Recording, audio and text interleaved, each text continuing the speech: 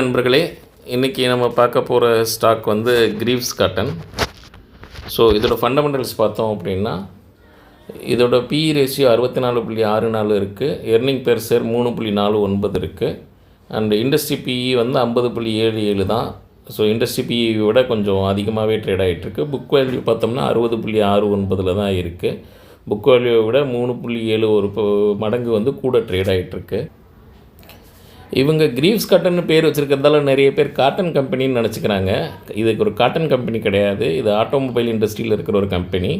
Diesel engines அந்த மாதிரியான products நிறைய சேல் பண்ணுறாங்க அண்ட் ரெடி பண்ணுறாங்க, மேனுஃபேக்சர். அதை நீங்கள் இவங்களோட பேர் கம்பெனி பார்த்தோன்னா தெரியும். குமின்ஸ் இந்தியா, ஸ்வராஜ் இன்ஜின்ஸ், இந்த மாதிரியான கம்பெனிஸ் எல்லாம் இவங்களோட பேர்ஸ் கம்பெனி.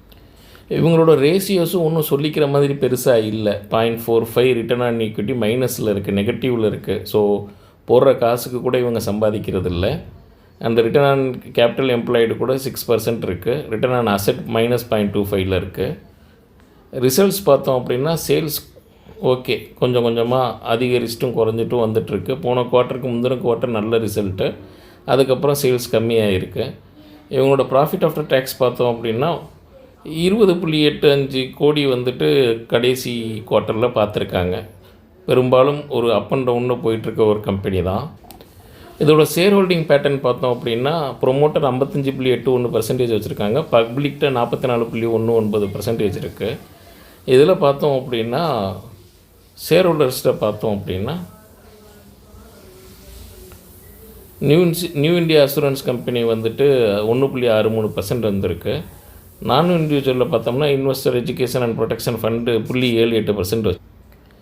இதோட டீல்ஸில் பார்த்தோம்னா நம்ம இங்கே ஒன்று பார்க்க முடியும். 27 ஜனவரி 9 டிசம்பர் 2024 வந்துட்டு விஜய் கேடியா வந்து 12 லட்சம் ஷேர் வாங்கியிருக்கிறாரு 208 ப்ரைஸில். அதுக்கப்புறம் இந்த நியூஸால் இந்த கம்பெனி கொஞ்சம் மேலே ஏறி போச்சு. அதுக்கப்புறம் அங்கேருந்து கீழே இறங்கி வந்துச்சு. இப்போ 12 லட்சம் ஷேர் அவர் வாங்கி வச்சுருக்கிறாரு. ஒரு பெரிய பிக் புல் ஒருத்தர் உள்ளே இருக்கிறாரு அப்படின்றது தான் இந்த ஷேரோட ஒரு பாசிட்டிவ்.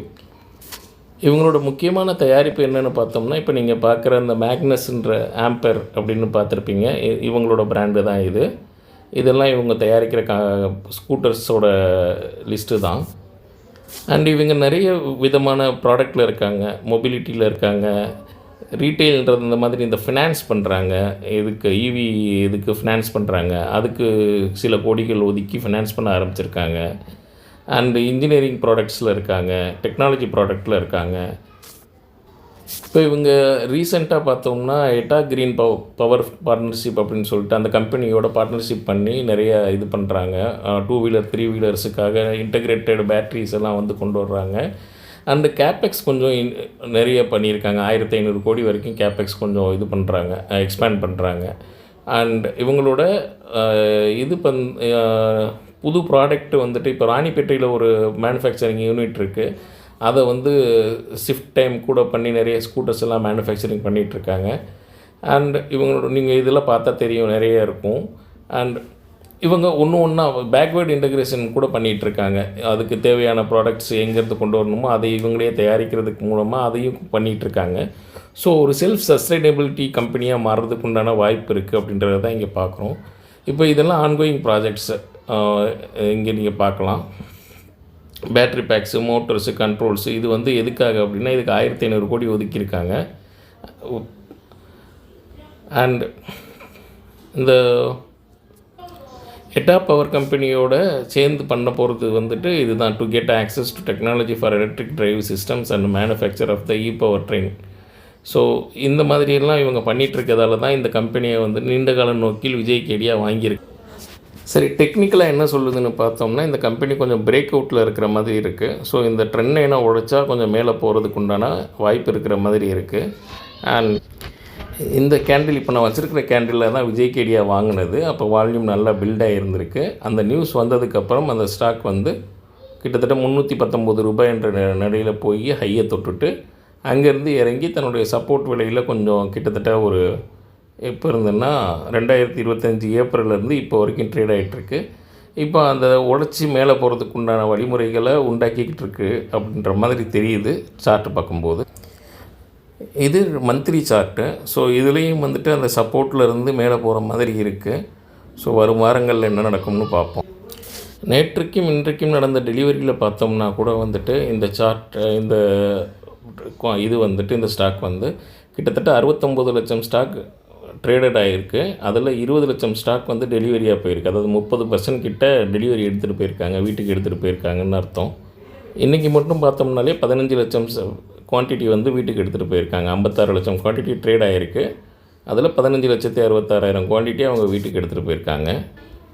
மியூச்சுவல் ஃபண்ட் கம்பெனிஸ் நிறைய இதை வாங்கி வச்சுருக்காங்க. இந்த business cycle fund, Sundaram business cycle fund ஒரு நல்ல ஃபண்டு, அந்த ஃபண்ட்லேயும் வாங்கி வச்சுருக்காங்க. மோத்திலால் ஆஸ்வால் இந்த மாதிரியான கம்பெனிகள் வந்துட்டு வாங்கி வச்சுருக்காங்க. இது ஒரு ஸ்மால் கேப் நிறுவனம், அதனால் கொஞ்சம் ரிஸ்க் ஜாஸ்தியாக தான் இருக்கும். இதோட மதிப்பே பார்த்திங்கன்னா 5,099 கோடி தான். இன்றைக்கி நிஃப்டி சார்ட்டை பார்க்குறோம். இது மேலே இன்றைக்கி கேப் அப் கேப் டவுன்னு எதுவுமே ஓப்பன் ஆகாமல் காலையில் ஓப்பன் ஆகிட்டு அதுக்கப்புறம் தன்னுடைய சப்போர்ட்டை உடச்சி கீழே வந்தது. அதுக்கப்புறம் அங்கேருந்து ஒரு பவுன்ஸ் பேக் எடுத்து மேலே போன நிஃப்டி வந்து திருப்பி சப்போர்ட்லேயே க்ளோஸ் ஆகிருக்கு. நாளைக்கு என்ன நடக்கும்னு இன்றைக்கி எஃப்ஐஐ பார்த்தோம் அப்படின்னா கிட்டத்தட்ட நிஃப்டியில் வந்து 397 குவான்டிட்டி வந்து சாப்பிட்டு தான் போயிருக்காங்க. பேங்க் நிஃப்டியில் 2,636 குவான்டிட்டி லாங் போயிருக்காங்க. மிட் கேப் நிஃப்டியில் 162 குவான்டிட்டி சாட் போயிருக்காங்க. அண்ட் பார்த்தோம்னா 2,076 குவான்டிட்டி இன்றைக்கி மொத்தமாக சேஞ்ச் அது. ஸோ தனித்தனியாக பார்த்தோம்னா 397 குவான்டிட்டி நிஃப்டியில் ஸ்டார்ட் போயிருக்காங்க. பேங்க் நிஃப்டியில் 2,636 குவான்டிட்டி லாங் போயிருக்காங்க. அண்ட் இண்டெக்ஸ் ஃபியூச்சர்ஸில் ப்ரோ வந்துட்டு 6,520 குவான்டிட்டி ஷார்ட்டும், கிளைண்ட் வந்து வழக்கம் போல் 1,114 குவான்டிட்டி லாங்கும் போயிருக்காங்க. இங்கே கீழே பார்த்தீங்கன்னா தெரியும், கிளைண்ட்ஸோட லாங்ஸும் ஷார்ட்ஸும் 1,600 குவான்டிட்டி லாங்கும் 212 குவான்டிட்டி ஷார்ட்டும் போயிருக்காங்க. டிஏஏ 1,080 குவான்டிட்டி லாங்கும் 1,600 குவான்டிட்டி ஷார்ட்டும், எஃப்ஐஏ 1,004 குவான்டிட்டி லாங்கும் 1,072 குவான்டிட்டி ஷார்ட்டும் போயிருக்காங்க. ஸோ எஃப்ஐஐ பொசிஷன் ஒன்றும் பெருசாக மாறலை. இன்னும் அவங்க வந்து 1,69,238 குவான்டிட்டி ஷார்ட்டில் தான் இருக்காங்க. 86% ஷார்ட்டில் தான் இருக்காங்க. ஸோ அவங்க மார்க்கெட் இறங்கணும்னு இன்னும் எதிர்பார்க்குறாங்கன்றது தெரியுது. ஸோ இதுதான் நிஃப்டியோட நிலைமை. இது ஒரு எஜுகேஷ்னல் பர்பஸ் வீடியோ தான். இதை வச்சு நீங்கள் வாங்கவோ விற்கவோ செய்யாதீங்க. நான் ஒரு செபி ரிஜிஸ்டர்டு அட்வைசர் கிடையாது. ஸோ வாங்குறதுக்கோ விற்கிறதுக்கோ முன்னாடி உங்களுடைய அட்வைசரை கலந்தாலோசித்து முடிவெடுங்க. நன்றி, வணக்கம்.